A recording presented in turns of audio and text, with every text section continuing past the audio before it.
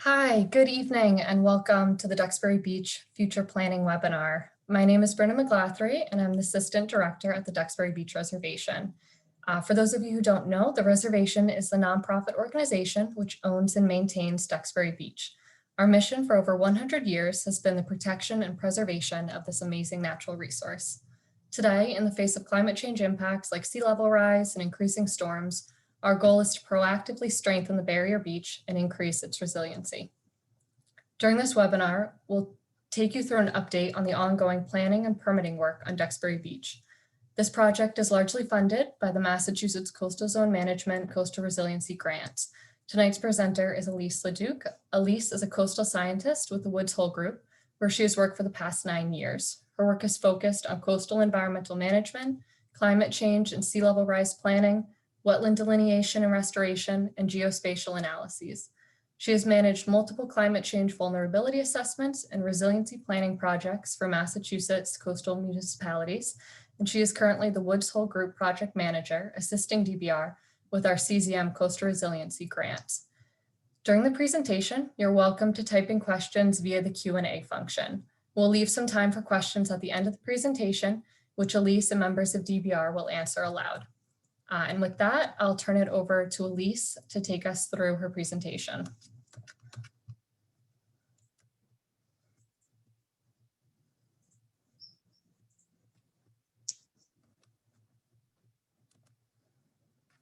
All right, well, hello everyone, and thank you for joining us this evening. As Brenna explained, I'll be going through an update of the planning and permitting steps that have been going on for Duxbury Beach and how we hope that this will help improve the overall coastal resiliency of the site moving forward into the future.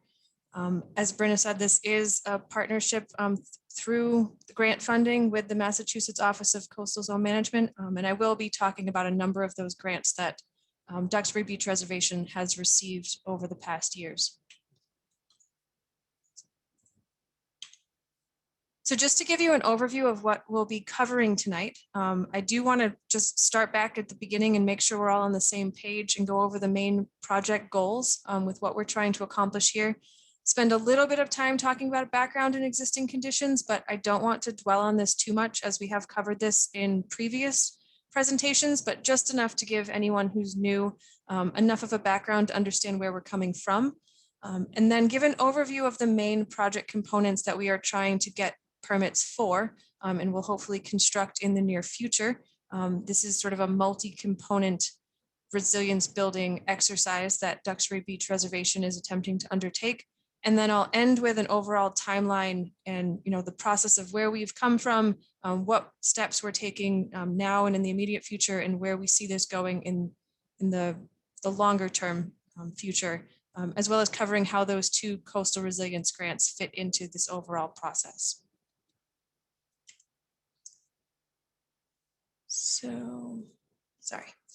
So the overall project goals for what we're working on now, which is largely funded by this fiscal year 2020 and fiscal year 2021 Coastal Zone Management Resilience Grant, are to build on what were the recommendations from a much larger coastal processes report and analyses performed in 2016 by the Woods Hole Group. And this is really to design and permit a series of nature-based storm damage protection measures, and do so in a way that we're developing a comprehensive management approach for the entire property. This is a little bit different than what the Duxbury Beach Reservation has done in the past. In the past, they've focused on individual projects where the need was the greatest, doing a dune nourishment where dunes had eroded, fixing pieces of the roadway as they became problematic. And what we're attempting to do here is to develop a more comprehensive management approach that gives DBR the flexibility to implement projects on both an as needed basis in terms of time, as well as on an as needed basis in terms of location. So we're hoping to this will allow them to proactively plan for storms and sea level rise impacts, allow them to very quickly respond to storm damage impacts in the future, as well as future sea level rise, and also take advantage of any funding sources or grant sources and or material. So sources of sand, if it becomes available, they'll already have permits in hand to be able to utilize these resources as quickly as possible. So these two grant cycles that we're currently finishing up this year were really to complete this permitting process for this comprehensive approach. And the previous year's fiscal year 2020 grant really focused on, analyzing all of the alternatives possible for this site and designing some initial conceptual designs, and then ultimately bringing the Duxbury Beach Reservation through the first stage of permitting. And then this year, fiscal year 2021, we've been acquiring the additional necessary permits that we need to from the local, state, and federal regulatory agencies. So a little bit of background on the site and why Duxbury Beach is important. First and foremost, this large barrier beach that juts out from the mainland is an incredibly important storm damage protection barrier for the towns of Duxbury and Kingston. Without that barrier as a cohesive, basically wall, those waves and storm impacts from the Atlantic Ocean would be directly impacting a very developed shoreline and some very key areas of both Duxbury and Kingston. In addition to that protection aspect, the beach and dunes also provide a recreation area for the public, as well as breeding and foraging habitat for a number of listed shorebird species, including piping plovers. And you can see a piping plover chick here on the upper right. And then it also provides the only overland access route to the communities of Gurnet and Saquesh, which are actually in Plymouth, but are only connected via this barrier beach through Duxbury Beach. I mentioned in one of my earlier slides that what we're doing now is building upon a previous coastal processes study that Woods Hole Group completed. This was finalized in 2016 and looked very closely at a number of coastal processes, including the historical rate of shoreline change, both on the ocean side and the bay side. It looked at hydrodynamics. So what are the wave impacts? What are the current and tidal dynamics within Duxbury Bay? And then waves and sediment transport. Which way is sediment going? Is the sand traveling north or south down the beach? Where are the sources of that sediment? And how does that affect how the beach can respond and replenish itself over time in response to storm impacts? This report also developed a suite of conceptual resiliency adaptations, and a couple of those Duxbury Beach Reservation has already implemented, and a few more of those we've rolled into this more comprehensive approach that we're attempting to permit now. So I'm going to touch on just a couple of these existing conditions and background data components because they are really important to why we chose to move forward with the components that we did. And the first and foremost was the historic and ongoing erosion. And in this case, this slide is highlighting the oceanside erosion. This graph on the right is a little bit complicated, but the important thing to realize here is that it's showing us the rate of shoreline change over time. The black vertical line here is 0. So anything on the left-hand side of that line is negative, which indicates erosion. And we do have 3 different time periods that we analyzed. A longer term time period from 1853 to 2015 in the pink, sort of the older historic time period from 1853 to 1971 in the green, and then a more recent from 1996 to 2015 in the blue. And the really interesting things that come out of this is first, it's very obvious that the entire barrier beach has been eroding over the last 1 to 200 years at a rate of approximately 1 to 2 feet, if you look at just where the pink line falls on this graph. But now if you compare where that pink line falls in comparison to the blue line, that shows you how more recent trends are different from this longer term historical trend. And what we can see is this goes from the very northern part of Duxbury, the town line, through some of the residential areas that are seawalled. The Duxbury Beach Reservation parking lot and pavilion are here, and you can actually see how the recent rates of change show a lower rate of erosion in this case, and that is due to the effective performance of dune restoration on this site. So this gives us the backing and the hope that what we're proposing with future dune and beach nourishments will have a similar effect in other parts of the beach. On the flip side, you can see down at the southern end of the barrier, south of High Pines, going towards the town line, is we've had much higher rates of erosion in the recent periods. And so it's areas like this that may need to be addressed with additional nourishment in the future. And you can see this pavilion area. This is where past restoration and dune nourishment has occurred. So this is an example of what a smaller dune restoration might look like in that area. And then some of these aerial photos, drone photos that were taken by Stuart Ting Chong really show the narrowness of this barrier, how vulnerable this strip of land could be with just some minor erosion to a dune. There's really not a lot of space between the beach and the roadway right now today. So all of these were leading us to think that one of the things we needed to address was this ongoing erosion on the ocean side of the barrier.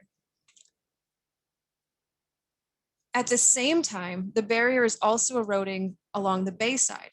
So in some places, it's actually getting narrower from both sides. And this is particularly a concern along about a 2,000-foot stretch of the barrier within this square, where the tidal channel actually comes very close to the backside of the barrier. And we were able to, through that coastal processes analysis, do some really high definition hydrodynamic modeling, really look at current speeds in and out of Duxbury Bay. And the greens and yellows show a higher current speed than the blues. And so you can see that that high current speed comes right up against the backside of the barrier. And even when we measure this in terms of velocity, the highest velocities are right along this stretch of the beach. So it's this increased velocity rather than storm-driven waves necessarily that's contributing to the ongoing erosion in this area. And because the cause is a little bit different, as well as the location's a little bit different, our proposed solution for this location is slightly different than what we would be proposing on the ocean side. And then finally, one of the other concerns for this property is flooding. There are times, even today, under current sea levels, where at a very high tide, those spring lunar tides during the full and new moon, if the wind is blowing just right, water actually comes up over the road in areas near high pines. And the likelihood of that happening only increases in the future, regardless of which sea level rise trend you believe to be true. So whether you want to follow the intermediate or the extreme or high sea level rise scenarios, in all cases, the likelihood of flooding in these low-lying areas is going to increase in the future. And so one of the other things we were trying to address under this project is how to increase the resiliency and decrease the vulnerability to flooding of the roadway around High Pines. So I've sort of alluded to this already, that the project that we're currently trying to permit has multiple components. I'm going to highlight them very specifically here, and then we're going to go through each one in detail so you can see what it is we're exactly we're proposing. I've sort of alluded to each of these as well. So the first is ocean-facing beaches and dunes running along the entire front face of the Duxbury Beach property. That erosional area on the backside of the roadway, an erosional area on the Powder Point, around the Powder Point Bridge abutment, and then low-lying sections of the roadway vulnerable to flooding. So we'll start by talking about the ocean-facing beaches and dunes. I would point out that this component of the project stretches from the very northern end of the Duxbury Beach Reservation's property to the Duxbury Plymouth town line. The Duxbury Beach Reservation does own a little bit more land going south along the barrier beach, but due to various additional permitting complications about trying to permit across town lines, for the time being, we're permitting this component of the project within Duxbury only. I would also say that any nourishment that happens in this portion of the property is likely to travel to the south anyway, because that's the overriding direction of sediment transport. So when we're thinking about how to address this erosion on the ocean-facing beaches and dunes, there were some key considerations that we kept in mind. The first being that the main cause of this ongoing erosion is a lack of available sediment. To the north of this beach, much of the land is revetted or seawalled. There isn't as much sediment coming south as there used to be. And so there's a sediment deficit along this property. Therefore, when we were considering what our preferred alternative would be, we knew that it had to include nourishment to increase that sediment supply to counteract that deficit that has been ongoing. And then getting back to the idea of flexibility, Our goal was to permit a large footprint to allow DBR the flexibility to construct future nourishment projects wherever they need to along this property, to quickly respond to storm damage or to start to see where the weaknesses might be forming and address them before they become problematic to the roadway or to the rest of the property. A little bit more information about what exactly we're proposing with the ocean-facing beaches and dunes, that nourishment project. You can see this yellow shape that runs much of the length of the barrier beach. It's approximately 3.8 miles long. This is the footprint of nourishment that we are proposing within our permits. It does cover 168 acres and ranges in width from 250-ish to about 390 feet wide. And within that footprint, this is what it would look like from a cross section. So the orange line represents a particular transect. This is transect 6 right here along the barrier beach, what the profile looks like today, a slightly narrower dune. And then what we're proposing. So we would make the dune a little bit higher, bring the dune width out about 50 feet. All slopes would be at 10:1. And this is a fairly gradual slope for a dune, but it is designed this way to meet the unique habitat requirements of the nesting shorebirds on the beach, and then bringing out the beach berm 90 feet before sloping back down to the water. So this not only increases the dry high tide beach area, but also increases the volume and height of the dune that is there to protect the barrier and give it that storm resilience. We did also run some models to see what level storm would be required to erode this new design dune. And you can see the colors here. Red is what happens in a 5-year storm. 10 is the orange is what happens in a 10-year storm. The green at a 50-year storm event, this is showing that our current design would still hold up. There would be erosion, but the dune itself would not fail and it would continue to provide protection for everything behind it. It would take a very significant event, in this case, the 100-year event or a 1% chance storm to completely fail the dune as we're designing it. Now, I would say this is an extremely large footprint. If we were to attempt to nourish the entire thing with this design at the same time, it would require almost 1 million cubic yards of sediment. However, as I've mentioned, the nourishment will likely proceed in much smaller sections. Perhaps there's a need up here 1 year and down here the next year. And therefore, anywhere within this footprint, DBR can place sand within these design parameters. Just a couple additional details about that nourishment. For those of you who have been on site, you will have noticed that the material on the beach has a wide range of grain sizes. In some places, it's mostly sand. In some places, it's mostly cobble. In other places, it's a mix of everything, sand, gravel, and cobble. And so the nourishment material that we use will likely also have a mix of these materials to mimic the natural grain size distribution at the site. And then finally, wherever we do dune nourishment, the landward half of it, so landward of the dune crest, will be planted with beach grass. And in places where there's woody vegetation today, things like beach roses or bayberry, we would also replace some woody vegetation to retain that plant diversity that's there already. Again, this wide plant spacing and no planting on the front is to retain the habitat requirements for the piping plovers on the site. And this is an example of the recent dune nourishment that Duxbury Beach Reservation did between 2018 and 2019 between crossovers 1 and 2. This same general idea of planting only landward of the crest of the dune would be carried through the new design that we are also proposing elsewhere on the property. So that was the ocean-facing beaches and dunes. The second component that I'll cover is addressing that erosional area on the bay side of the roadway. As I mentioned, it is this section that's right up near the tidal channel and does extend for approximately 2,000 feet of the roadway. Again, here we had some main considerations that we kept in mind. The first is that we really need to control this erosion, otherwise it will start to directly affect the roadway and safety and travel along that roadway.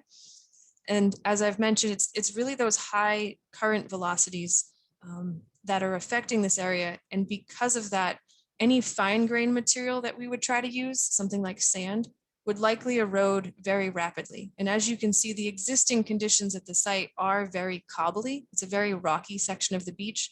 And the reason is all the fine grained materials have been washed away by those swift currents. And really, it's only these larger stones, these larger cobbles and rocks that are able to withstand those current velocities and stay in place. And therefore, utilizing that same kind of grain size, more cobble, would allow for a more lasting design, as well as be compatible with the existing conditions. And the only other option in this location is to put in a seawall or a revetment or some other hard coastal engineering structure, which is really not consistent with DBR's mission to retain the natural habitat and the natural ability of this barrier to shift over time. And so that was excluded as a possible way forward as we considered our alternatives. So just a couple of views of this section of the roadway. These photos were taken just last week. The roadway itself isn't eroding yet, but you can see that the beach basically starts sloping down immediately from the pilings. So we're at the point where this is something that an area where the Duxbury Beach Reservation has been maintaining this for years.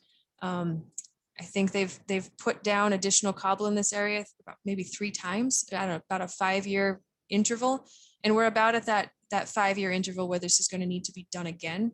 It has essentially been successful. The roadway is still there. The roadway is not eroding, but with any nourishment project, it does require maintenance. And we are basically at the point where this component of the project requires that again, so that we're not seeing erosion directly in the roadway. And just a little bit more detail on what would actually be proposed. We would build out a slight flat area adjacent to the road and then slope down at approximately a 3-to-1 slope. All material would be placed above the high water line, and it would take approximately 400 cubic yards of material using those larger cobblestones that I described, that 4 to 6 inches size, to nourish it in order to be able to withstand those current velocities in this area. And as I meant, this design is essentially what has been done in this location in the past. So for anyone who's been out at the site for decades, you've probably seen the previous cobble nourishments occur. And this would essentially mimic what has been done before. But we wanted to roll it into this larger comprehensive permitting package, again, to allow for more flexibility with implementing all of these items. The third component is addressing the erosional area around the Powder Point Bridge. Powder Point Bridge is one of the only 2 ways you can drive onto the barrier. The other is from Marshfield in the north. And I would say that even though the tidal channel in this location is closer to the mainland portion of the opening here, because this is a fairly narrow opening when you consider the entire width of Duxbury Bay, all of the current velocities coming through under the bridge are fairly high and are contributing to erosion around the bridge abutment. And this is starting to impact the dunes on either side. So the dunes on the north and the dunes on the south of the bridge are starting to be impacted and eroded away by this ongoing erosion. And so we wanted to find a way to address that in this location as well.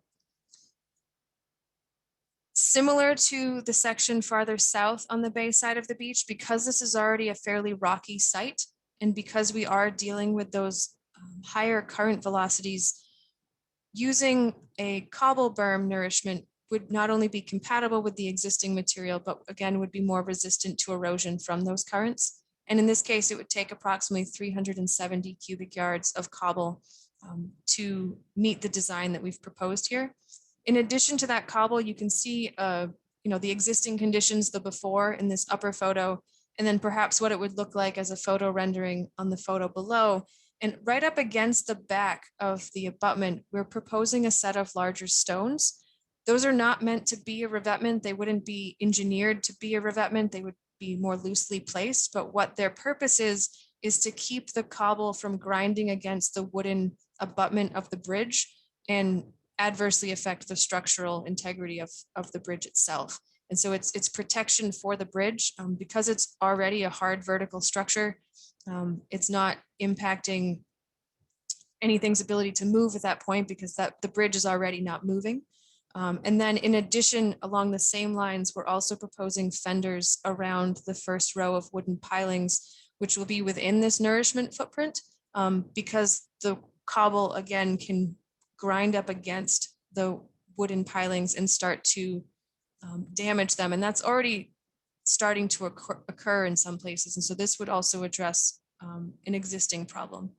And that we do have a letter of support from the town of Duxbury. While the beach and the land on Duxbury Beach is owned and managed by the Duxbury Beach Reservation, the bridge itself, and therefore these pilings that we're attempting to protect with these fenders are owned and managed by the town. And just a couple different views of this from up above. If you're driving along the bridge coming onto the beach, this is where the bridge abutment is today, that row of larger stones that we're proposing. And then this is how far out the footprint would fan. And that's to protect the resources immediately adjacent to either side of the abutment. You can see here there is some salt marsh present in the area, but by the time we get out to this portion of our footprint, we're talking inches of material placed rather than feet. It gets very shallow out here with our placement. And you can see what it looks like from the side view. So we would be building material up fairly high here in order to protect the dunes on either side. And then the final key component that we're addressing is the low-lying areas of roadway that are vulnerable to flooding. And the graphic here does include much of the barrier, but I would say that the largest work will be done immediately around High Pines, whereas there's some spot locations at other pieces of the road that will be addressed in a different way. And I'll cover both of those. So in this case, when we're thinking about flooding, where there are two primary considerations. The first was that in some cases there was inadequate stormwater drainage. And that means when there's severely heavy rain, there's some areas where the roadway doesn't drain off as well in water pools. And then perhaps even more problematic is where water then is able to find a way out in a more damaging fashion and forms these drainage gullies through the coastal dune and the other resource areas on the bay side of the barrier. And then the second problem is dealing with that flooding during extreme high tides. There's been a number of cases recently where water has poured across the road and then pools within the High Pines parking lot area. The present day spring high tides, especially coupled with a west or a northwest wind, can inundate the roadway and flood the parking area at High Pines. And the frequency at which this occurs will only increase as sea level rises. So to first address what we did to look at the drainage concerns, we came up with a natural stormwater management design. Again, if this were a paved roadway or a more developed site, we would use a more structural approach. But because this is really just a natural barrier beach, the roadway is just dirt. Using those more structural components wasn't appropriate in this location. So what we designed was something using gravel and cobble, basically, material that's already found within the site to help water drain and percolate into the ground and then shed off of the road in a more controlled manner. So we've identified a number of gully locations along the barrier beach. Some of them have already been addressed, but some still need some work done in order to alleviate the problem.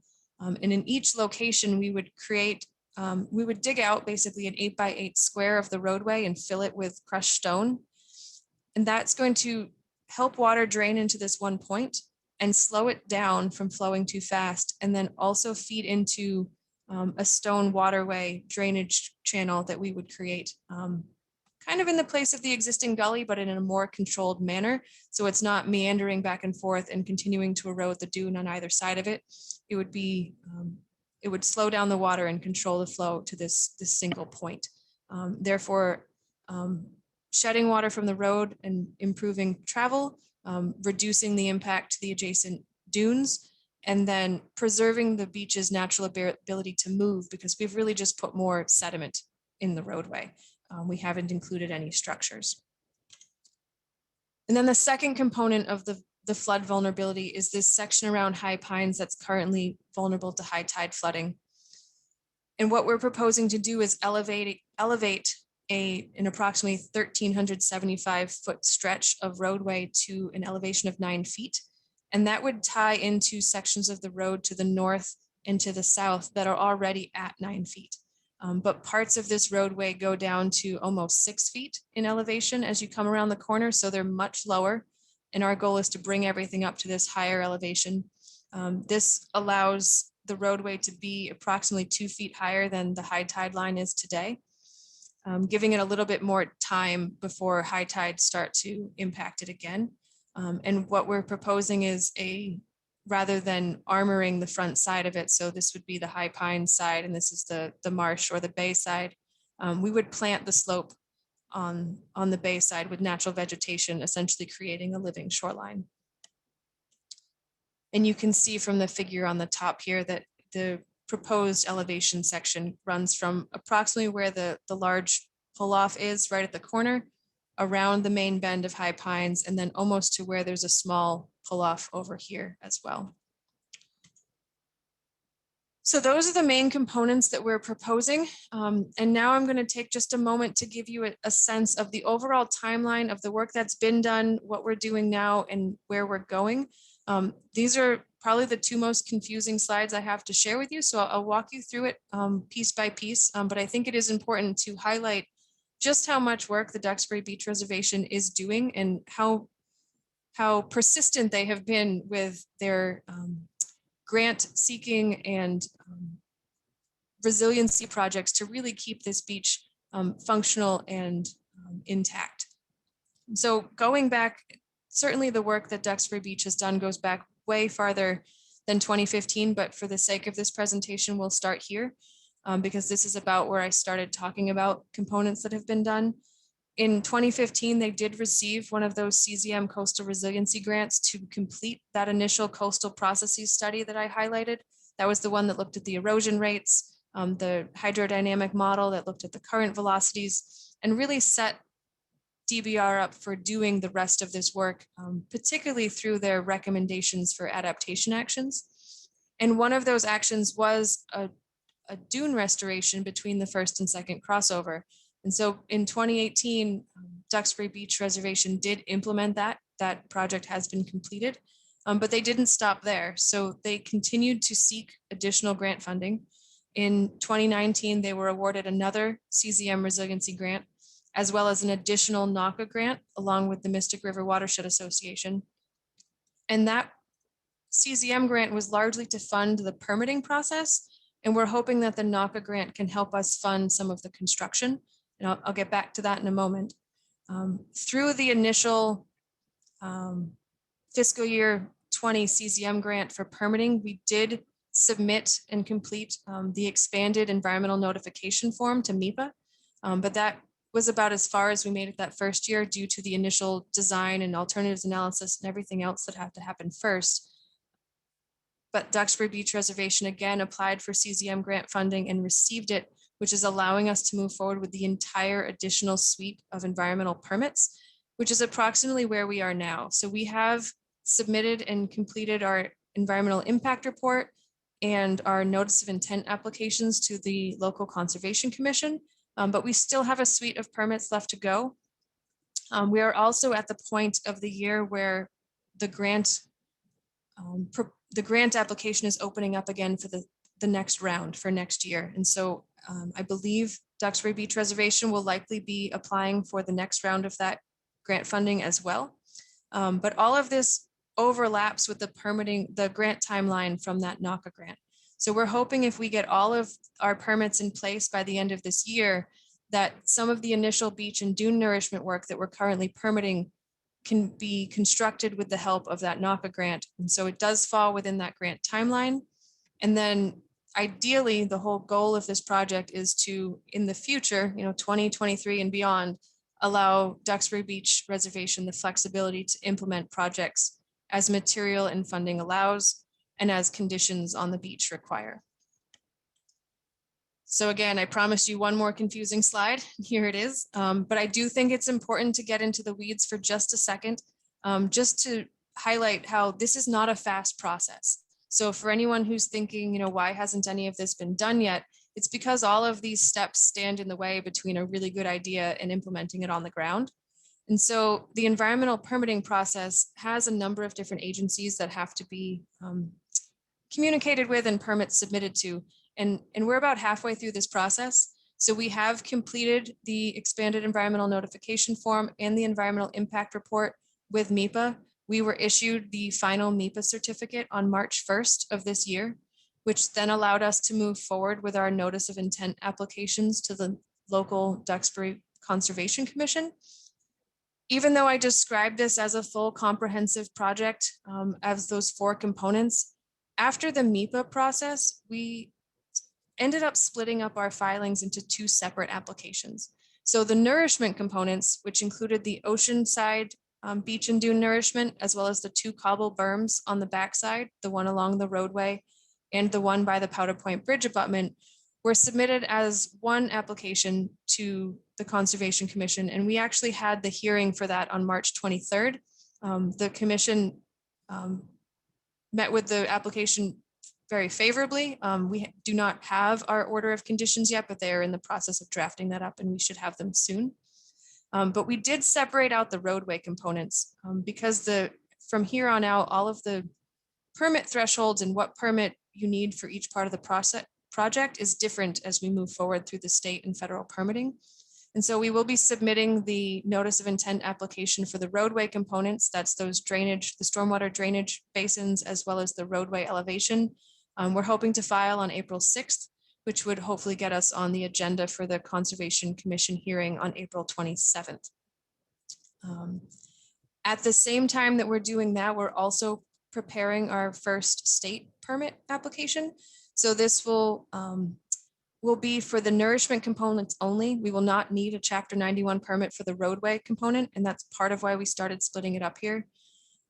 But once we submit that permit application, DEP typically takes about 4 months to review and give you a response. So even this is a fairly slow process. And then we will need to go through the federal permitting process through the Army Corps of Engineers for the nourishment components.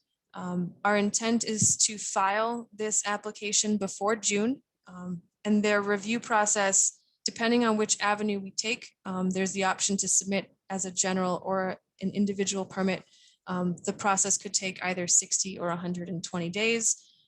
While it sounds great to take the shorter process if we have the option, it would mean that the permit we received was not good for as many years. If we go with the short 60-day review option, our permit's only good until 2023. If we go with the 120-day review option, we would actually get a permit that would be good and valid for 10 years, allowing DBR to continue doing this work for a longer time without having to go back and reapply for permits again. At this point, we think it's likely that we will not need these components, the federal permits for the roadway, but we're in communication with the Army Corps right now to confirm that. But because all of our work is actually above the high tide line, we do not actually fall within the Army Corps jurisdiction. So the goal with all of this, all of these permits, is hoping to get us to the point where we can construct the first segment of dune and beach nourishment by the end of the year. It may trickle into next year depending on the Army Corps permit timeline, but this is the goal we're shooting for. And the goal here would be to do a section of beach and dune nourishment in front of the Blakeman's Duxbury Beach Pavilion up in the northern part of the property. And you can see from this photo taken this February, some of these dune sections are fairly narrow, and one of the storms, those nor'easters that we had, did bust through a number of sections where there are pathways there already, but it did put a significant amount of sand back on the parking lot behind the dunes. So definitely a section that we want to address sooner than later. And with that, that was everything I wanted to cover, and I will take any questions folks may have. Okay, great, thank you so much, Elise, for going through all of that. We're really excited about how the process is going so far and getting ready to start in on some of these projects. So like Elise said, we do have some time for questions now. Elise is joined by Chris Lutazzi, Duxbury Beach Reservation's Executive Director, to help answer any of your questions. You can use that Q&A tool at the bottom of your screen, and we'll answer live as many as we can.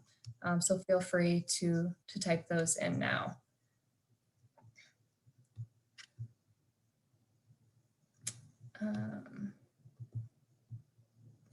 Okay, so we'll start out with one of our questions, and this may have been somebody who has viewed ones in the past. Why isn't salt marsh work being included in this project? That's a wonderful question. I don't know if I have a short answer for you, but I'll try to keep it as succinct as I can. We had, for those of you who had listened to any of our previous presentations, we had originally included a fifth component to restore a large section of the marsh just south of High Pines. But due to the incredibly difficult time we would have had permitting that, because to the state, we would basically be converting habitat by converting mudflat or tidal flat into marsh. That becomes a bigger permitting hurdle. But even more than that, because this project was being funded by CZM, the CZM grants are coastal resiliency grants, and they saw what we were proposing as the salt marsh restoration as just that, as salt marsh restoration. And to them, restoration and resiliency are not necessarily the same thing. And because the marsh was really right next to the widest part of the barrier beach, because it's right up against High Pines, there wasn't a good case for arguing that increasing the size of the marsh would increase the resiliency or the structural stability of the barrier beach itself. And so it's definitely something that I think the Duxbury Beach Reservation still wants to consider in the future, but it just wasn't something that was a good fit with the coastal resiliency grant process that we're in the middle of right now. And it also, because of the difficulty of permitting, could have possibly slowed down these other components that we are eager to get on the ground as quickly as we can. Great, thanks, Elise. And then we just have one other question in so far. Which permitting stage is usually the most challenging to get through that you listed? It can vary project to project, but what we often find with these larger, more complicated projects with many components is the MEPA phase, that first phase that we did that included both the expanded environmental notification form and then an environmental impact report. That becomes the most onerous, but it also works out a lot of the kinks. We engage with almost every regulatory agency that we're going to have to see again in the permitting process. So DEP has already been involved. The Army Corps has already seen our application. They've already given us comments, and we've incorporated a lot of what they've said and changed our project to be more consistent with what they're looking for. And so even though some of the subsequent permits can have a very long review timeframe, they're not necessarily as difficult because we've already designed a project, you know, to their liking is our hope. And so I think typically those first stages can be the most complicated and have the most discussion and changes within them. So we're hoping that moving forward, things will move a lot more smoothly. Fingers crossed, right? So we have another question that came in regarding some of the paving on the beach in different areas.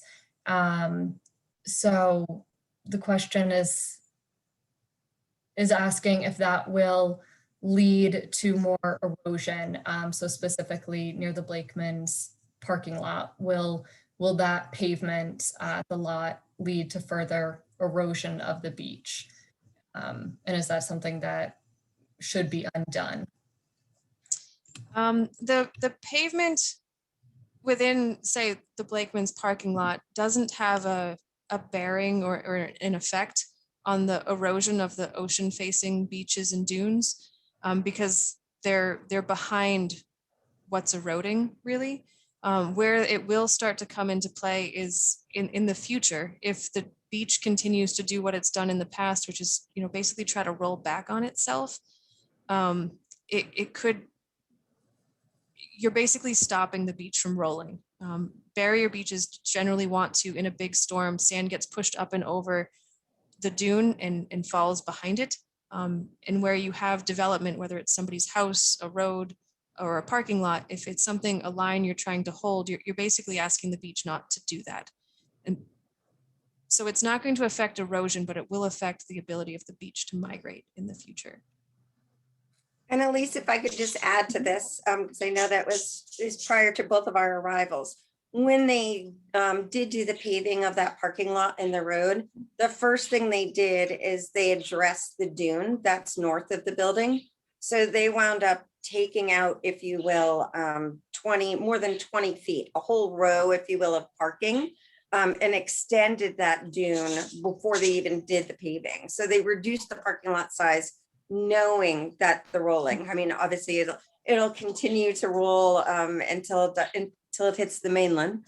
We probably all won't be here when that happens. But they did take that into consideration before they did the paving. And that's why the dune is considerably larger north of the building than it is on the southern end.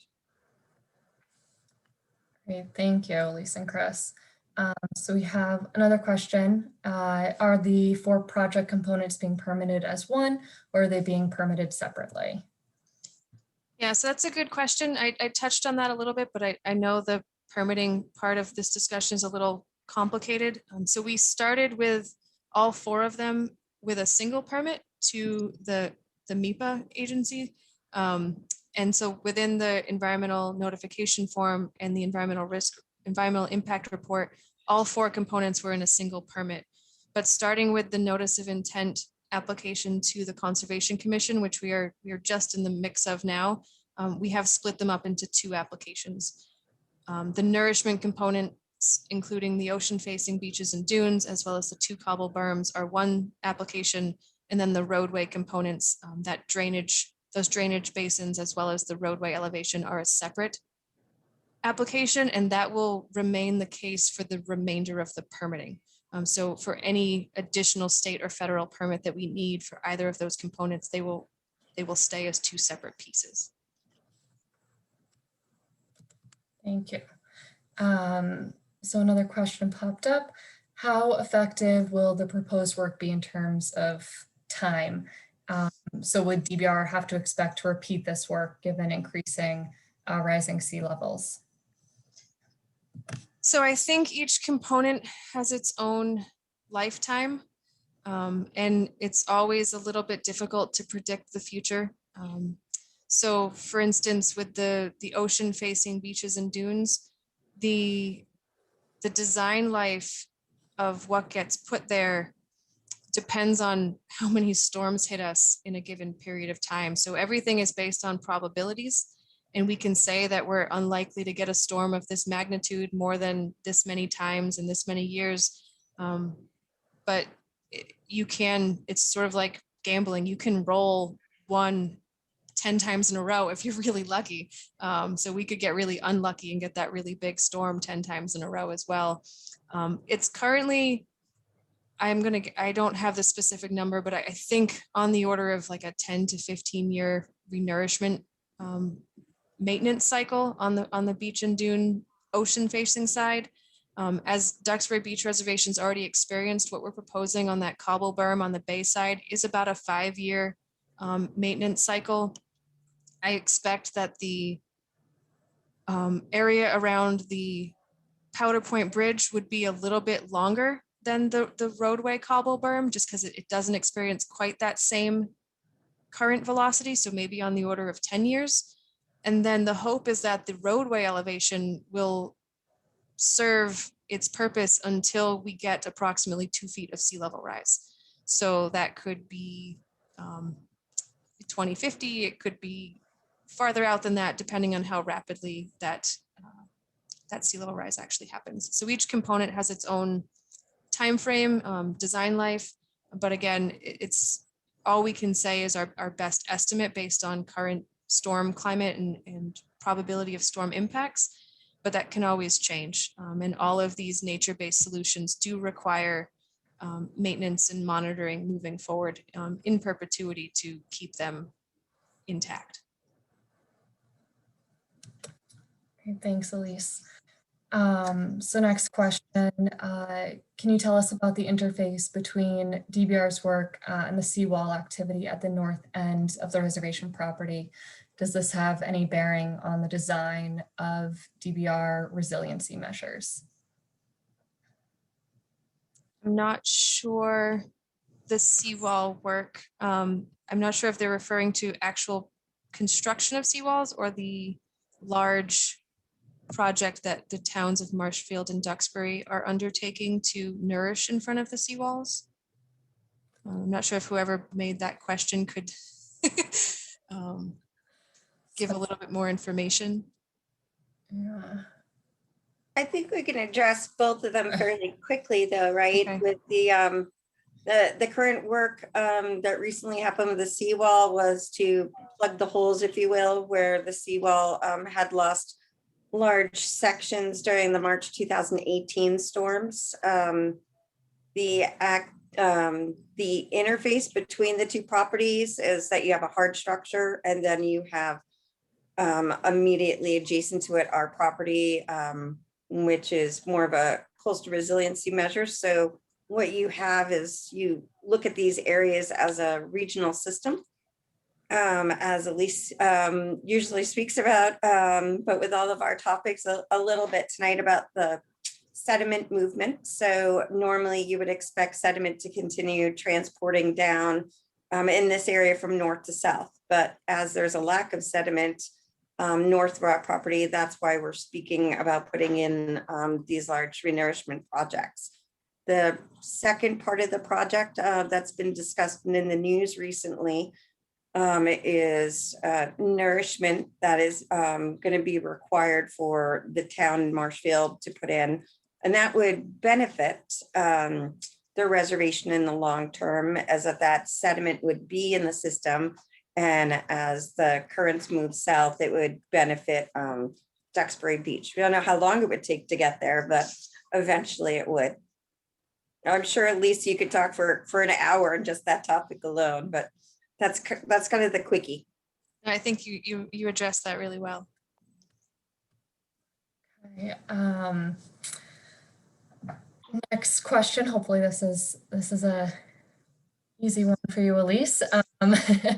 So this person is interested in a little bit more info on the drainage proposed for the roadway. Is the proposal to dig an 8-foot deep hole and fill it with stone as an infiltration basin? It's a good question. And I know I went through that fairly quickly. The proposal is to dig, it's a 2-foot deep square, basically, but the square would be 8 feet by 8 feet on either side, but we're only going 2 feet down. And then, yes, the idea is to fill that with stone, more of like a small cobble to gravel size. It should be something that is cohesive enough that cars can drive over, but porous enough that water will percolate down into it. And then that area, which would be sited in an area that's already sort of collecting water, so that's sort of our low point, that water that percolates into there will either continue to percolate into the sand of the barrier beach below it, or will be carried along that sort of augmented drainage canal that we're going to create coming from it through the dune and out to the beach. That would also include addition of cobble and stone. And the idea behind the stone there is it really helps reduce the flow velocity.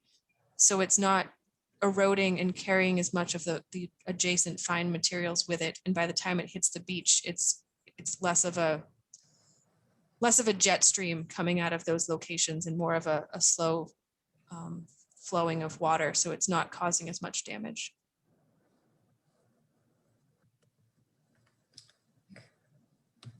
Okay, so I think that's all the time we have for questions tonight. Thank you, everyone who wrote in.